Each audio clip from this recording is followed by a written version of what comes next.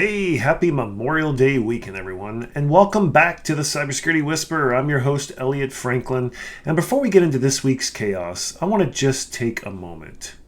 This weekend, we remember the men and women who gave everything, who ran toward the threat, so the rest of us didn't have to. And honestly, that's not a bad job description for a security professional.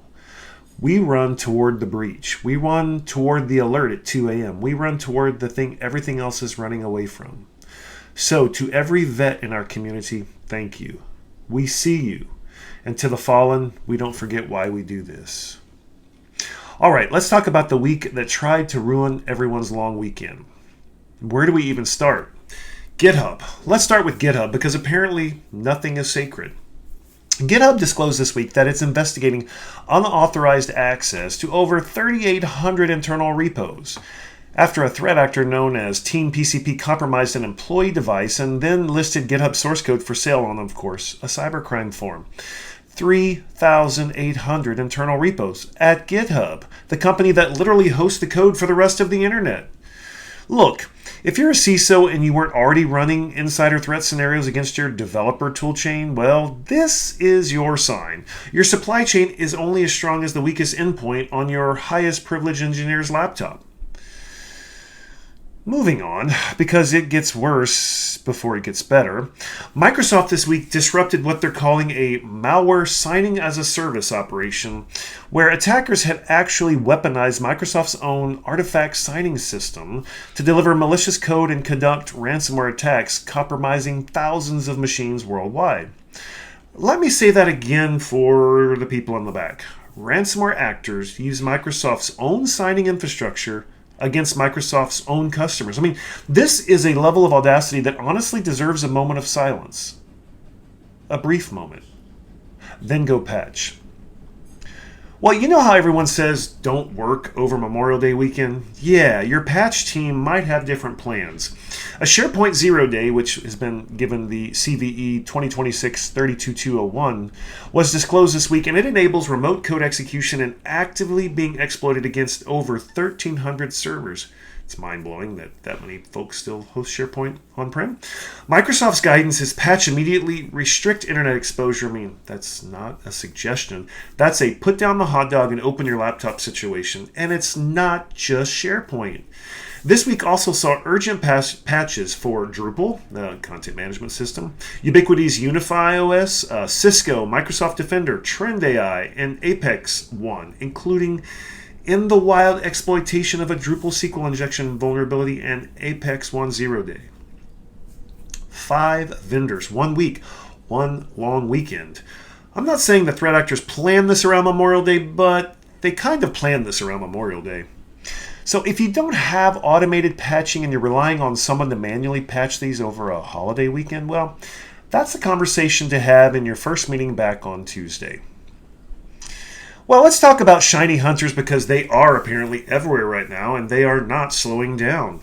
May 2026 saw what analysts are calling a major resurgence of the notorious ShinyHunters gang, with confirmed breaches including 7-Eleven, exposing franchisee documents, along with medical device giant Medtronic, educational publisher McGraw Hill, Dutch telecom operator Odido, and Carnival Cruises.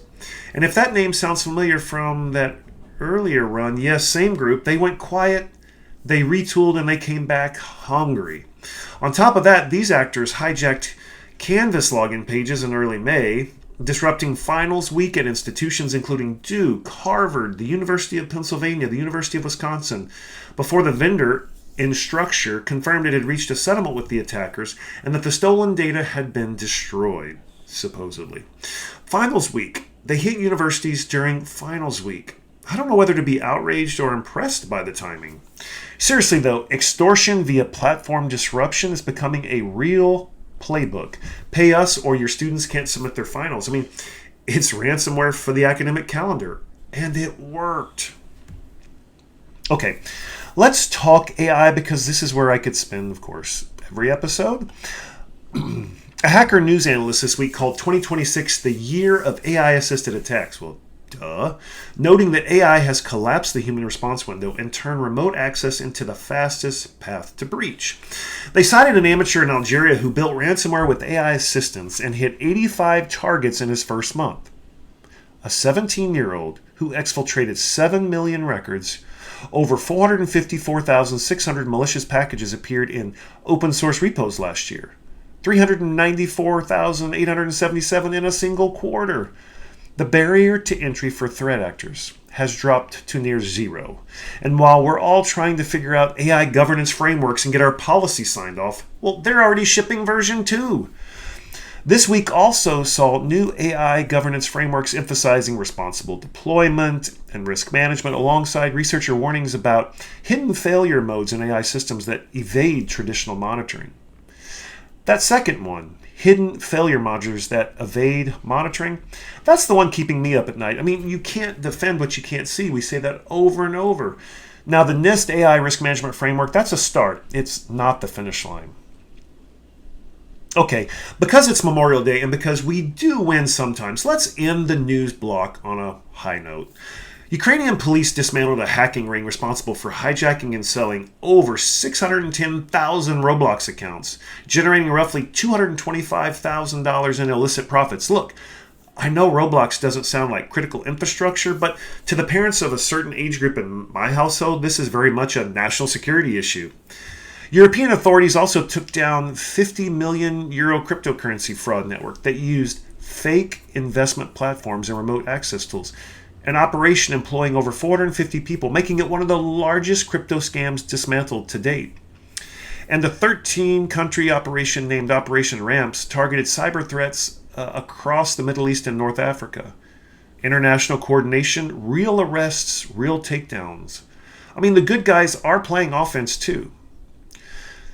So here's what I keep coming back to on a weekend like this. Memorial Day is about sacrifice, about people who held the line when it cost them everything.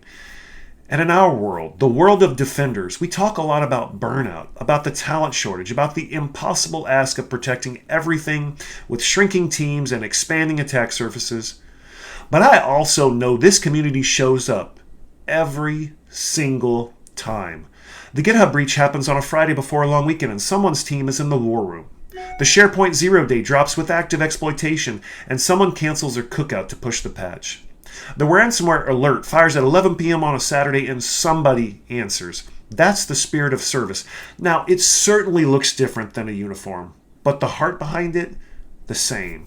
So this Memorial Day weekend, grill something, hug your family, thank a veteran, and maybe, just maybe, check your patch status before you crack open that cold one. I'm Elliott Franklin. This is the Cybersecurity Whisperer. Stay paranoid, stay protected, and we'll see you next week.